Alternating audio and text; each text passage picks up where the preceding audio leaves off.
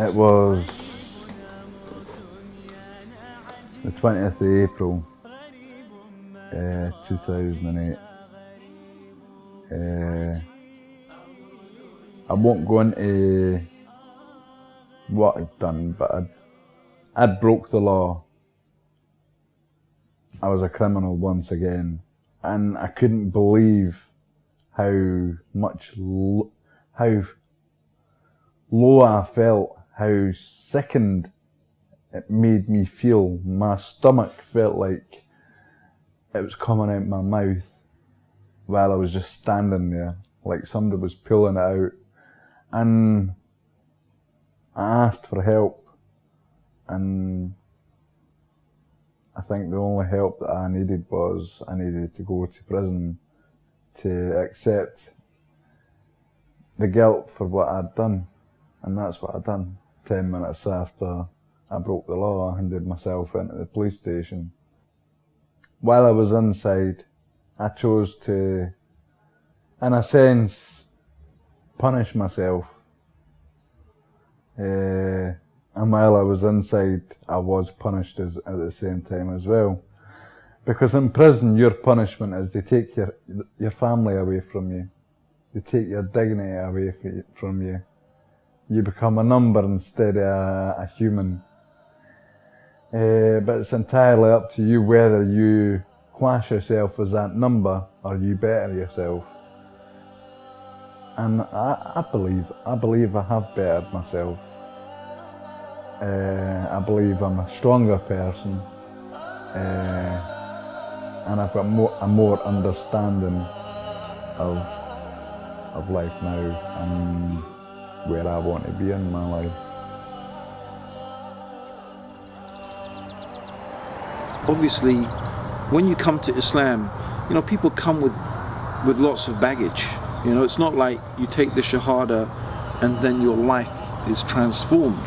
No, your life will transform, but your life transforms because, you know, you change the way you think, you change the way you act, you change the way you behave. But that change takes time, and sometimes it takes a lot of time.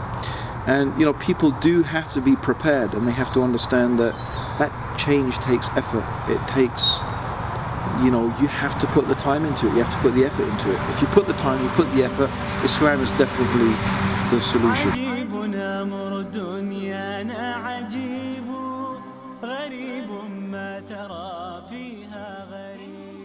Alexander Flanagan O'Brien Morgan was born in Dewsbury, 1976. After his parents divorced, he moved with his beloved mother to Scotland, where he spent the next 30 years. His relationship with his mother was incredibly special. They were indeed the best of friends. Also, he tried to raise his own family, having 3 children, but through bad influences and choices, he readily admits to not being around enough. It was his wrong choices and actions in life that eventually saw him incarcerated and later homeless. His last term in prison is when he was first introduced to another way of life. But it was not until he was released and he returned to his birthplace that he made a massive decision to turn his life around. As he passed an Islamic shop that had an open day, he decided to enter, and after meeting the brothers, Alexander took his Shahada. The Dewsbury brothers immediately arranged for Alexander, now known as Yusuf, to attend the new Muslims retreat called the Journey of Life, where he could discover more about the new path he was about to embark upon. We called it the Journey of Life because this is really the image that we want to kind of refer to, that life is a journey, and you don't know at which stage of your journey you're at. You don't know if you're at the beginning of your journey, or you don't know if you're at the end of your journey. What you know is that when you've accepted Islam, you're kind of renewing that whole journey and taking a new start. So we're not looking at the back, but we want to look forward in the future, and we want to really build and really think about what are we going to do with this timeline basically that we have in front of us. The Journey of Life is the educational retreat of Muslim Now, designed specifically with new Muslims in mind to help them to build a solid foundation of Islam. This all takes place in a spiritually uplifting atmosphere that thrives on a true sense of brotherhood and sisterhood.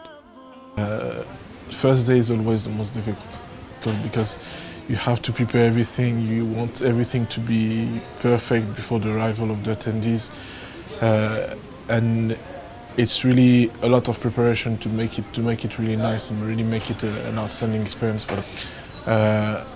Then you go through the stage where you don't know who are the attendees who are going to come. You don't know who are the new Muslims. You don't know who Allah subhanahu wa ta'ala decide to guide and to bring to Islam. That's the thing. So you have name on the list, but then it's when the new Muslim they arrive on site that you really realize, okay, this is this brother from Manchester or this brother from Liverpool, but normally you don't know much about them before they arrive. The retreat attracts attendees from all over Europe, each with very different backgrounds and outlooks. We've seen many cases where brothers or sisters have difficulties or come with difficulties or come with a life background where they're going through tests, whether it be in their couple, whether it be in their life. And then we know that sometimes they come to Islam and they think that, okay, Islam is the solution that's going to sort all my problems out. And then they realize that my problems are not sorted. I even have more problems than before. So at this stage, what you really want is to have them to really experience the course and face that question of the purpose of life and the meaning of this whole life, and really starting to reflect about your life and about your past and about the decision you took in life and about what do you want to do with the rest of this life. Brothers and sisters, first of all, mashallah, you became Muslim. You became Muslim. Wow. That's not a small thing. You became Muslim. Subhanallah. You did the single most important thing that any single human being can do. You chose to be a Muslim, submit to Allah, to be a servant of God, the creator of the heavens and the earth, and to follow His guidance. That marks you out from the rest of humanity. And you chose to be Muslim in a time when becoming Muslim is really tough. I mean, it's not like Islam has the best press. It's not like everyone out there is saying, wow, you know, Islam, that's what I'd really like to do with my life. In fact, you know, it's almost the opposite. And I think one of the things that a retreat like this provides is the ability to feel a sense of community with other people who are very much like you and who have experienced a lot of the things and a lot of the challenges and the problems that you've also experienced. And that's why we try really hard to create in these retreats that sense of community, that you can live Islam in a real sense, and that you don't necessarily need to become, Asian or Arab or something like that in order to be a Muslim. Day one was an inspiring opening for the new Muslims. So, after a night pondering, we found Yusuf just after sunrise in the grounds, and we asked him of his first impressions. Wow. Big wow factor. I was well impressed. I mean, I didn't expect such extravagance, honestly. I mean, so many warm, welcoming faces and brothers and sisters. It's a great shame you can't talk to the sisters, but I'm sure they're very nice to talk to. Prayers and that, love them. And I love getting it up and at this time anyway. I like seeing the sunrise. I've seen the sunrise twice now, and I don't think I can recall the last time I seen a sunrise. I was 17-year-old and I was homeless. In fact, I've seen a few of them since then, through homelessness, but Allah's with me now, so His love surrounds me, fills my heart. And this is one heck of a learning experience for me. There's something amazing for me in this retreat, is the fact that no matter what his starting point was, when you really see that depth in him, that at the end of the day, this is someone who sincerely is making efforts to get closer to Allah. Waking up for Fajr, praying with the group, going to the prayer workshop, learning, memorizing the Surah Al-Fatiha or the prayer, then spending the day trying to learn and understand what Allah expects from us, and trying to really make that effort and make that step that bring them closer to Allah, and spend time with the brothers, remind each other. That is really something, and that's really a step that when they take it, I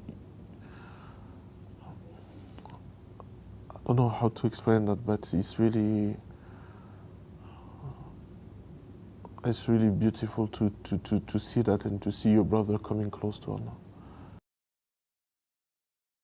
Of course, people's idea of religion in society at the moment is that it's just not something to be taken seriously at all. So it's very natural, it's very normal when people come to the retreat, they still come with that baggage that, yeah, okay, they've accepted Islam, they've become Muslim, but for a lot of people still, it can be hard to take religion really, really seriously. They still probably have that mentality that, you know, Islam is a compartment of their life. You know, it's a dimension of what they do, rather than something that encompasses the totality of their existence. So when we start to explain to them that, in fact, what you're hoping to achieve is that every single thing you think, everything you feel, everything you do, everything you say, you should try to do it and say it and think it and feel it in a way that is pleasing to Allah. The sheer, you know, the sheer comprehensiveness of what Islam is asking of you, and the way that it, you know, they begin to realize and understand that it's something that engulfs sort of every dimension of their life. And that, you know, the prayer and the fasting and the zakah and the hajj is all part of building that mentality and that mental and spiritual strength to accomplish that. This is the first thing you have to understand. Being tested and being tried is a blessing, because it's only through being tested and being tried and overcoming those tests and overcoming those trials, that's how you improve. That's how you get better. That's how you get closer to Allah subhanahu wa ta'ala. This isn't life, this is a test. See what boundaries we can overcome.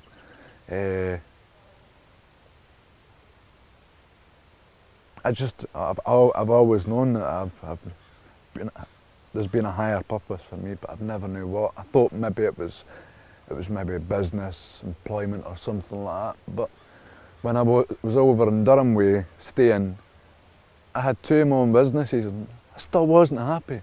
Doesn't matter how much money I can make in the world, without my family, I didn't feel like it was anything. I was alone. I just feel like I've got such a big family now. And it does it. In a sense, it makes me feel like we're welling up. Because through bad choices, I've not really had as much fun as what I've had here. But there's more to come.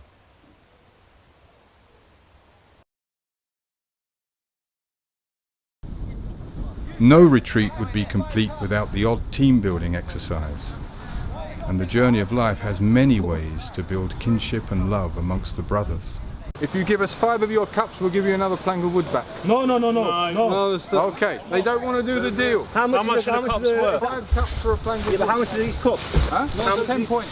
Forget that. Come on. Come, join us. Be careful, don't go from it. You have to take this. Take it more separate. Come on. Little more space. Come on. Can somebody explain what's going on? We don't know what we're doing. Basically, we have This to is our flip ship. this cloth and extend The black cloth is our ship, and we cannot step off, otherwise we drown. Right. So we have to get those Enough with the cups. interview, bro. You're not on TV. Let's go that way. No, we can't because it's too far. There's 5 more cups. It's fine. Ben is from Oxford and took his Shahada after a long search for balance and understanding. Originally, he was a staunch atheist.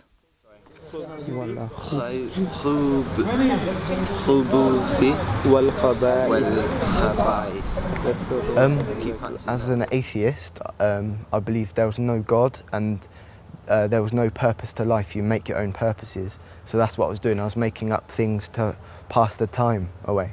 And everything was a phase. I really liked something or an ideology one one time, and then you'd go straight off it and go into something else.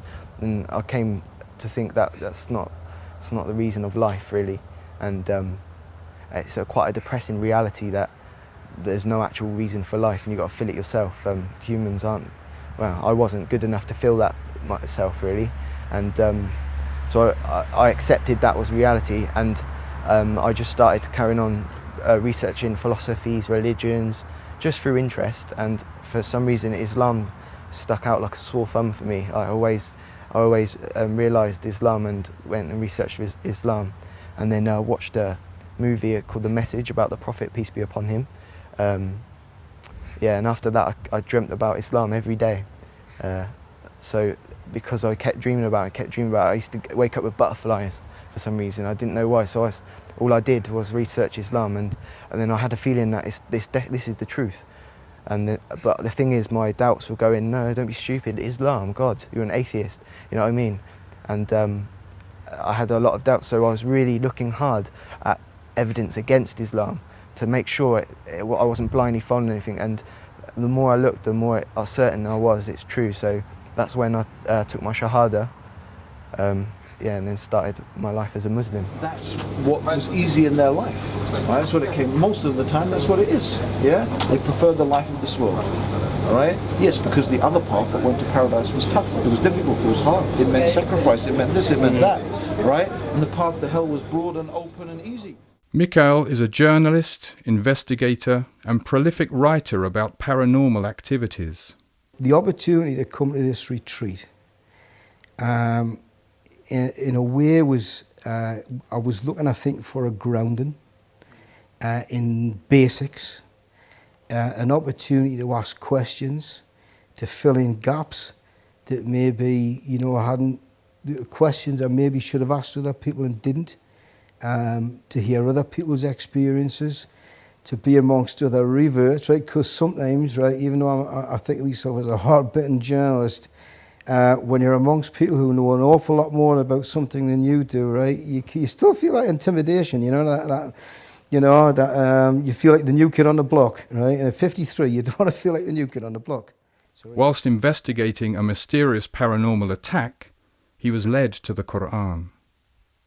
And so I thought, how come this book that was over 1,000 years old had answers to some of these very basic questions about the afterlife, about the nature of what, you know, in the world of paranormal research, they're called ghosts, poltergeists, all of these things. And it was like the Quran had it all tied up over 1,000 years, over a millennium ago. So you can understand from a professional point of view, this riveted me. And I started speaking to my wife, and I said, this is incredible. I said, now I understand why my son feels the way that he does. So we got invited down to this brother's house, and then his brother, who lives next door, came in, and we ended up taking the Shahada, right? And this was the really cool bit, okay, and I love this story, and I love telling it. My son did not know that we'd taken the Shahada, and nor did his wife. And so his friend rang him up on the mobile phone, and he said, Aaron, I've got 2 reverts in my home. He said, I want you to have a word with them if you don't mind, bro. He says, and give them the benefit of your experience. You're a revert. Can you talk to them for a few minutes? And my son said, yeah, no problem. So he came on the phone and I said, Salam alaikum. And my son said, wa alaikum salam. He said, to whom am I speaking? And I just waited and I just said, it's your father. And there was like this deafening silence, right? And then the pennies all fell into place in his head. And he realised this was his dad telling him he'd taken the shahada, right? And he got so excited, man. And then he says, what about my mother? Right? I said, it's okay, calm down, I'll put you on, right? And I give him his mother. And there was tears all round. And then the next thing I remember, it was crazy, right? This house just seemed to fill. There was brothers from all over the street coming in, and the house next door. And there were tears, and you know what it's like. Every Muslim's been through it, man. And you know when you feel a hand on your back and that hug, it's like nothing else you've ever felt. That warmth just burns straight through you. Right? It's just, you know, we were buzzing, absolutely just electric. The most beautiful thing in this whole life is to taste the sweetness of living Islam. When you live Islam, when Islam is real in your life, you will truly understand that it is the most beautiful thing that a human being can experience in this life. Before I came out here, I expected it to be educational in the sense of how it's been educational in the past for me, just learning the Quran and reading it and trying to explain what it is, but it's not like that at all. The lectures actually change your perception of what the reality is, and change your perception of what Islam is and what God is, and that's a very big change. And to be honest, I'll have to go home and really meditate and think about what I've learned. I'm going to take my religion so much seriously now, and live my life in worship instead of living my life and then worshipping. My life will be worship, not I'll set time to worship. My whole life will be worship. I have to raise the bar now in terms of my own, the effort that I'm making, right? It's not an effort to be a Muslim, right? It's a blessing. But it's a spiritual path that requires commitment, you know? I mean, a brother said yesterday, it's not this sort of thing where you just go to church once a week or once a year or whatever and think, well, that's it, I've done my bit. It ain't that sort of thing, right? You have to commit yourself. So I've realised now the areas where I need to work harder on some of the fundamentals. I need to lose my journalistic curiosity about some of the less important things, and I need to focus on things like the salat and, you know, the basic things. So I think I've had my attitude adjusted, and I know what I have to do. When I took my shahada,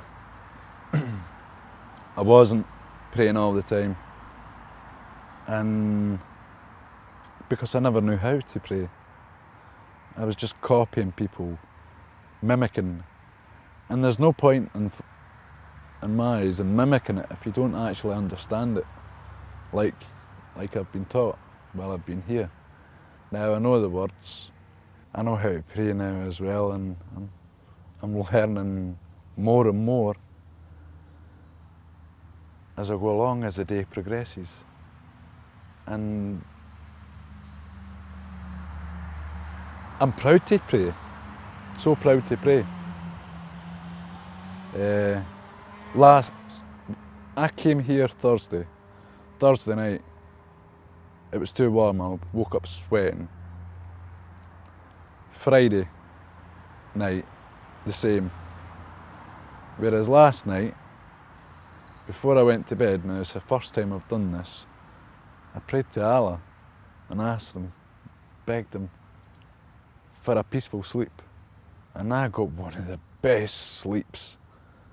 Never sweated one drip.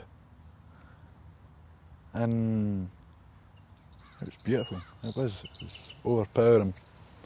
It just goes to show what a bit of faith can do. This is what I've always been looking for. I have. I just never knew it until it happened. Until I walked by that door that day, they were doing an exhibition, and I decided I no longer wanted to have the life that I had before. I wanted a new life. I wanted to love someone and to be loved. And I want to go to heaven. When I see someone going through those stages, when he really chose to make that effort, to make that commitment, to make those steps, to stand in the prayer or to be on his own and trying to learn. What it really gives you is that it gives you the drive, and it gives you the fruits of what you're doing. Because basically you're opening doors, you're opening alternatives, and what you realize is that when he's going back in his challenges, that you might have given him just one thing, just one small thing that might make the difference, that might help him to come out of a situation that might make him think about something and take the right decision on that day. Part of the topics of this retreat were the journey of life, and really this retreat is a journey, not for the attendees only, but for all of us. And the most uplifting and the biggest hope for me is that they're not on their own. If they've decided now to live their life and try to please Allah subhanahu wa ta'ala, He will be there to help them. As long as they're sincere, they're making steps towards Him, He will not let them down. And He will take them, and He will guide them, and He will be on their side. I do know where I want to be, right? But at the same time, I'm scared. I am scared. The fears are losing my family, but when I think about it, I'm never ever going to lose my family. I've got my brothers and sisters that surround me everywhere. But that's just my view. But I would say if you were seriously considering becoming a Muslim, open your eyes and go for it. Honestly. You won't have any regrets. You might have a few hurdles to jump over on the way, but you'll clear them, so long as you keep the faith and stick to your 5 daily prayers. Because it's no hard if you really put your mind to it. I mean, 5 daily prayers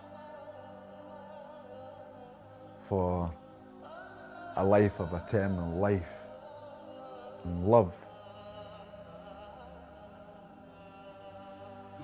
is really worth it.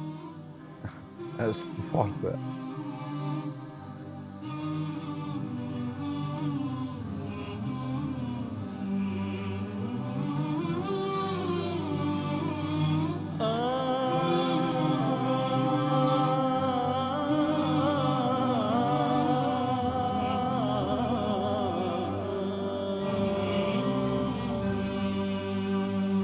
عجيب أمر دنيانا عجيب غريب ما ترى فيها غريب عجيب أمر دنيانا عجيب غريب ما ترى فيها غريب تراها تجمع الأضداد حتى يحار لفهمها الفطن اللبيب عجيب أمر دنيانا عجيب عجيب أمر دنيانا عجيب غريب ما ترى فيها